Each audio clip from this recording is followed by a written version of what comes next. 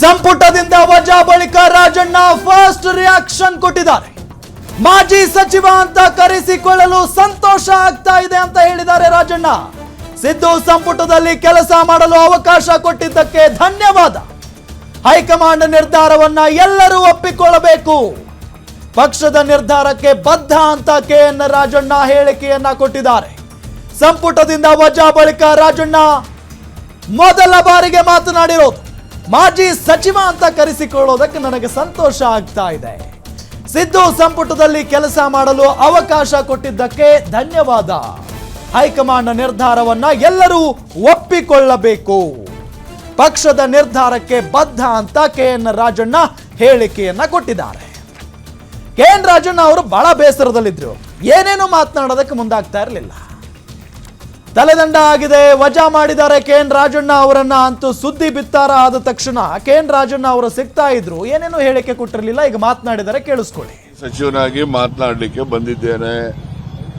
ಮಾಜಿ ಸಚಿವ ಆಗ್ಲಿಕ್ಕೆ ಏನೆಲ್ಲ ಕೇಳ್ಬಿಡಿ ಆಮೇಲೆ ನಿಮ್ದು. ಮಾಜಿ ಸಚಿವ ಅಂತ ಕರ್ಸ್ಕೊಳ್ಳಲಿಕ್ಕೆ ನನಗೆ ಬಹಳ ಸಂತೋಷನೂ ಆಗಿದೆ.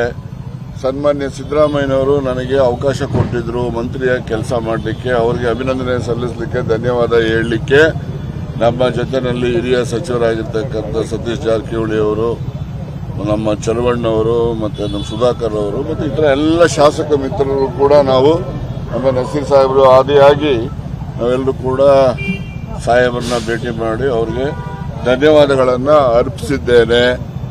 ಈ ಒಂದು ಸಂದರ್ಭ ಇವತ್ತು ನಾನು ಮುಖ್ಯಮಂತ್ರಿಗಳು ಸ್ಟೇಟ್ಮೆಂಟ್ ಮಾಡಿದ್ಮೇಲೆ ನಾನು ಸ್ಟೇಟ್ಮೆಂಟ್ ಮಾಡಬೇಕು ಅಂತ ಇದ್ದೆ. ಆದ್ದರಿಂದ ಮುಖ್ಯಮಂತ್ರಿಗಳು ಸ್ಟೇಟ್ಮೆಂಟ್ ಮಾಡದೇ ಇರೋದ್ರಿಂದ ನಿಮ್ಮಲ್ಲೂ ಕೂಡ ಕುತೂಹಲ ಇರಬಾರ್ದು, ನಾನೇನು ಹೇಳಬಹುದಾಗಿದೆ ಅಂತಕ್ಕಂಥದ್ದನ್ನು ಈಗಲೇ ಹೇಳೋಣ ಅಂತೇಳಿ ನಿಮ್ಮ ಮುಂದೆ ಬಂದು ನಿಂತಿದ್ದೇನೆ. ನಾಳೆ ನಾನೇನು ಸ್ಟೇಟ್ಮೆಂಟ್ ಮಾಡುವಂಥ ಅಗತ್ಯತೆ ಇಲ್ಲ. ಮುಖ್ಯಮಂತ್ರಿಗಳು ಈಗಾಗಲೇ ಗವರ್ನರ್ ಆಫೀಸಿಂದ ಬಂದಿರತಕ್ಕಂಥ ಏನು ಕಮ್ಯುನಿಕೇಷನ್ ಏನಿದೆ ನಿಮ್ಮ ಗಮನದಲ್ಲೂ ಇದೆ ಅಂತ ಹೇಳಿ ನಾನು ಅಂದ್ಕೊಂಡಿದ್ದೇನೆ. ಅದರಲ್ಲಿ ಡ್ರಾಫ್ಟ್ ಅಂತ ಏನು ಬಂದಿದೆ ಅಂತಕ್ಕಂಥದ್ರ ಬಗ್ಗೆ ನಿಮ್ಮ ಕುತೂಹಲ ಇರಬಹುದು. ಡ್ರಾಪ್ ಮಾಡಬೇಕು ಅಂತಕ್ಕಂಥದ್ದು ಹೈಕಮಾಂಡ್ನ ನಿರ್ಧಾರದಂತೆ ಮುಖ್ಯಮಂತ್ರಿಗಳು ಪತ್ರವನ್ನು ಗವರ್ನರ್ ಅವರಿಗೆ ಕಳಿಸಿರ್ತಾರೆ. ಆ ಪತ್ರದ ಆಧಾರದ ಮೇಲೆ ಗವರ್ನರ್ ಅವರು ಕೂಡ ಮಾಡಿರ್ತಾರೆ. ಇದು ನಮ್ಮ ಪಕ್ಷದ ತೀರ್ಮಾನ. ಈ ಪಕ್ಷದ ತೀರ್ಮಾನ ಇರೋದ್ರಿಂದ ಇದನ್ನ ನಾವು ಪಕ್ಷದ ಹೈಕಮಾಂಡ್ನ ಯಾರು ಪ್ರಶ್ನೆ ಮಾಡತಕ್ಕಂಥದ್ದು ಸಾಧು ಅಲ್ಲ ಈ ಸಂದರ್ಭದಲ್ಲಿ. ಅದಕ್ಕೋಸ್ಕರ ನಾವು ಅವರಿಗೆ ಯಾವುದೇ ರೀತಿಯ ಮುಜುಗರ ಹೈಕಮಾಂಡ್ಗೆ ಆಗಬಾರದು ಅಂತಕ್ಕಂಥ ದೃಷ್ಟಿಯಿಂದ ಯಾವುದೇ ವಿವರಗಳನ್ನ ಕೂಡ ನಾನು ಹೇಳಲಿಕ್ಕೆ ಹೋಗೋದಿಲ್ಲ. ಈ ಒಂದು ರಾಜೀನಾಮೆ ಅಥವಾ ವಜಾ ಮಾಡಿರ್ತಕ್ಕಂಥದ್ದು ಅಥವಾ ಕೈ ಬಿಟ್ಟಿರ್ತಕ್ಕಂಥದ್ದು ಯಾವುದೇ ಪದ ನೀವು ಹೇಳಿದ್ರೂ ಕೂಡ, ಆದರೆ ಇದ್ರ ಹಿಂದೆ ಒಂದು ದೊಡ್ಡ ಷಡ್ಯಂತ್ರ, ಪಿತೂರಿ ಎಲ್ಲ ಇದೆ. ಈ ಪಿತೂರಿ ಷಡ್ಯಂತ್ರ ಯಾರು ಮಾಡಿದ್ದಾರೆ, ಏನ್ ಮಾಡಿದ್ದಾರೆ, ಏನೇನು ನಡೆದಿದೆ, ಎಲ್ಲೆಲ್ಲಿ ಯಾವ ಮುಖಂಡಗಳ ಜೊತೆ ಏನೇನು ನಡೆದಿದ್ದಾವೆ ಅವೆಲ್ಲವನ್ನು ಕೂಡ ಕಾಲ ಬಂದಾಗ ನಾನು ತಿಳಿಸ್ತೇನೆ. ಕಾಲ ಬಂದಾಗ ತಿಳಿಸ್ತೇನೆ ಅಂತ ಹೇಳಿದ್ದೀನಿ. ಈಗ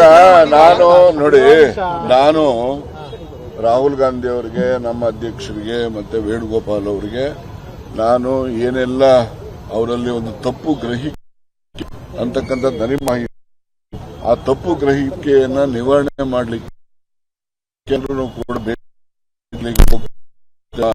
ಎಲ್ಲ ಹಿರಿಯ ಸಚಿವರುಗಳು ಶಾಸಕರು ಕೂಡ ಹೋಗ್ತೀವಿ. ಅವ್ರಿಗೇನು ತಪ್ಪು ಗ್ರಹಿಕೆ ಅನ್ನಕ್ಕಂಥ ಪ್ರಯತ್ನವನ್ನ ನಾವು ಮಾಡ್ತೀವಿ. ಅಂತಿಮವಾಗಿ ನಾವು ಪಕ್ಷದ ಹೈಕಮಾಂಡ್ಗೆ ಬದ್ಧ ಇರ್ತಕ್ಕಂಥವರು. ರಾಹುಲ್ ಗಾಂಧಿ ಅವರು ಈ ದೇಶದ ನಾಯಕರಿದ್ದಾರೆ.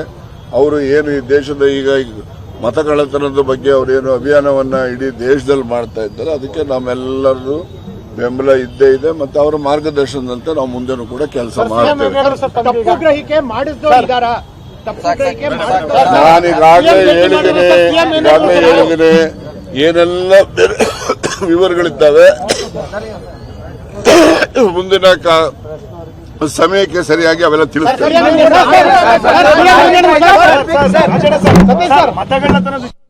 ಎಸ್, ಇದು ಉಚ್ಚಾಟನೆಯಾಗಿರುವಂತ ಕೆಎನ್ ರಾಜಣ್ಣ ಅವರ ಮಾತು. ಇಷ್ಟೊತ್ತು ಏನು ಮಾತಾಡ್ತಾರೆ, ಮೇ ಬಿ ಸಿಟ್ಟಿನಿಂದ ಅವರು ನೇರವಾಗಿ ಏನು ಮಾತಾಡ್ತಾರೆ ಅದನ್ನ ನಿರೀಕ್ಷೆ ಮಾಡಿದ್ವಿ. ಇಲ್ಲ, ನಾವು ಹೈಕಮಾಂಡ್ ಏನು ನಿರ್ಧಾರ ತೆಗೆದುಕೊಂಡಿದೆ ಅದಕ್ಕೆ ನಾವು ಬದ್ಧ ಅಂತ ಹೇಳಿದ್ದಾರೆ.